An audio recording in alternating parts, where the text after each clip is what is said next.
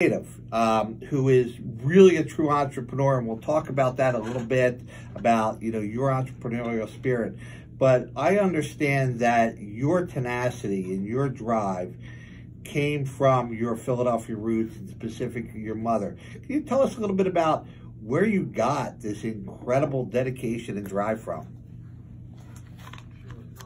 Growing up, my father passed away when I was about 10 years, and it was just, pretty much watching my mother work day and night. Father was total.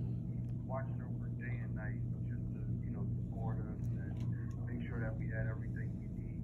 So it was like, from watching that, it was just something that kind of grew in me to say that you should never make excuses. And if there's anything that you want, you just have to work hard for it. No matter if it takes one job, two jobs, three jobs, or whatever it is, you just work extremely hard, and you know that you'll get what you want. Well, you're certainly an individual who seizes on opportunities, and your first, you were working for Sony at one point in time, I know, as an assistant, and you happened to see an invoice came in for some shirts and merchandise and screen printing for the most part. You acted upon that in such a unique way. I think our audience would love to hear what true entrepreneurial action you took when you saw that invoice come in. Sure. So when I first seen the initial invoice, and I'm like, wow, you get this amount for merchandise. They told me what merchandise consisted of. I said, I know that t-shirts don't cost much. So I started doing my own research, and once I started to anticipate what the price of cotton cost, and then to throw a print on it, I contacted some print shops locally, and also, throughout the country, and just started getting quotes.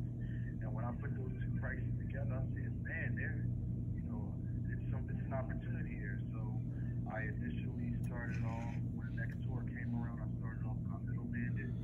And when I middlemanned it, I seen the profit that I made. So once I understood that profit, I went and I started doing research on how much it actually costs to produce the product itself. And once I seen that, I was just like, hold up. It's not that far-fetched. So I did a couple more projects where I middlemanned it, and I saved up all of my profits, and then I eventually bought a factory with the profits, and then I never looked back.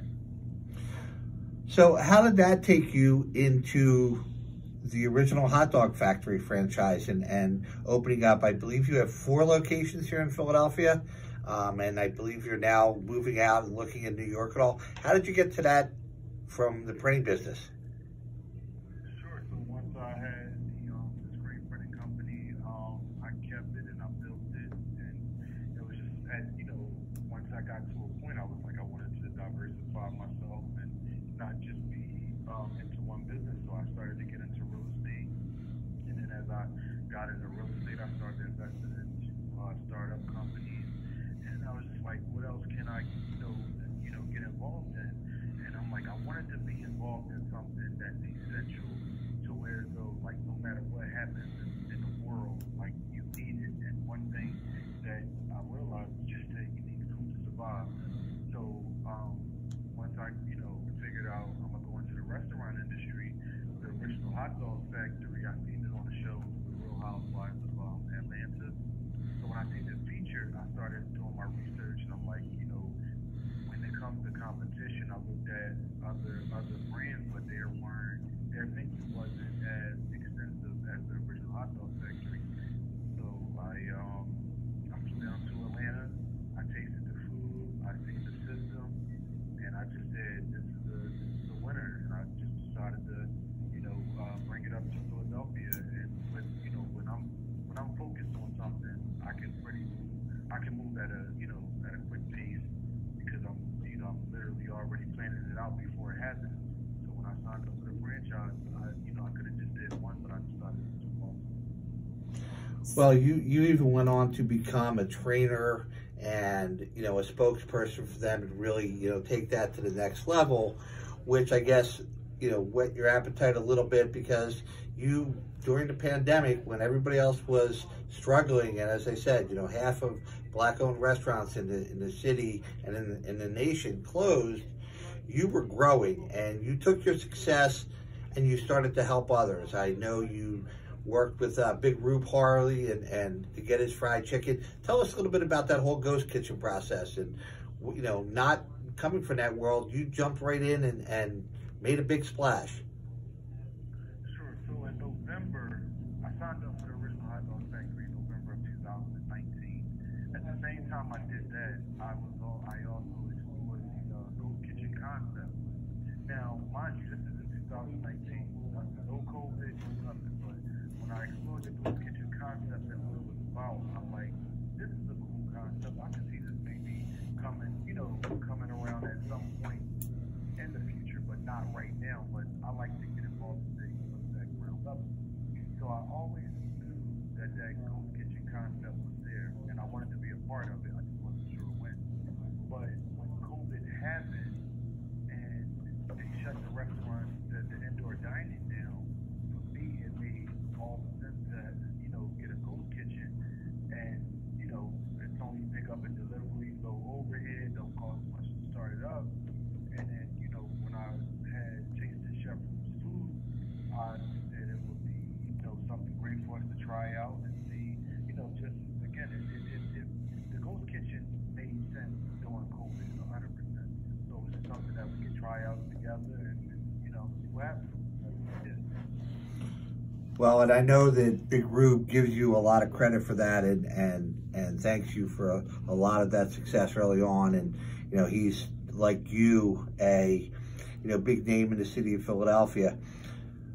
What advice would you give to young entrepreneurs or individuals that are interested in starting a business today? Because you've been so successful at it, almost like a natural, just what you do seems to always work. And I know, and I'm sure, there's been failures along the way that you've learned from that. So what advice would you give to young entrepreneurs?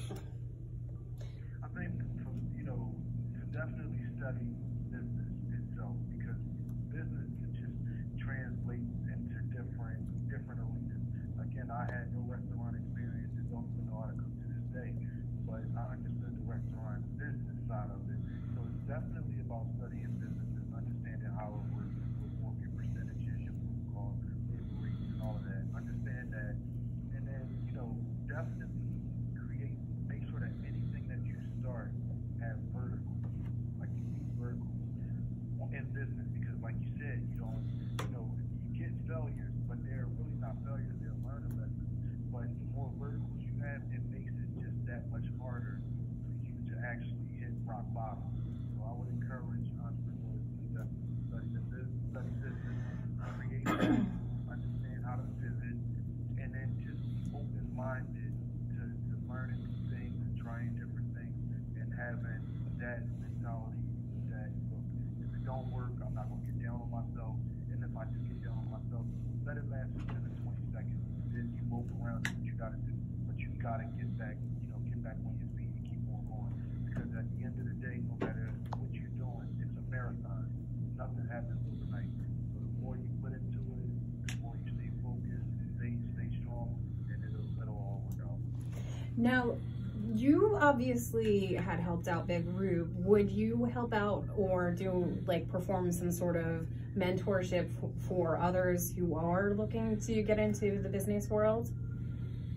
I mean, just the person that I am, I'm willing to help anybody that at any point, for sure. Well, your diversification, and I think it's important to realize that, yes, the original hot dog factory, Rita's Water Ice, very successful as well. You got into flight simulators. You own a business called Storehouse, which is the cannabis production world in the state of New Jersey. You just have diversified across the board. But I hear in your voice, you keep going back to that, hard work, learn the business world. Do you find that all those businesses really function the same way? I mean, people say restaurants are very different, and I think I hear in your tone that, it's still a business. Sure. So when you think about it from a conceptual standpoint,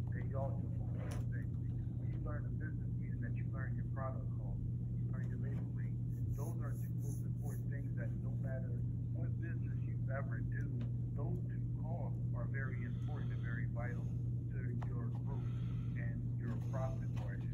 So no matter what business you're in, you need to know how much it's going to cost to produce the product, and it's also going to cost you need to understand how much your labor is going to cost. So therefore, you can understand where your overhead coming at and the rest is profit. So those two things are learning your business when I look at it. And if you learn that business throughout any concept, it'll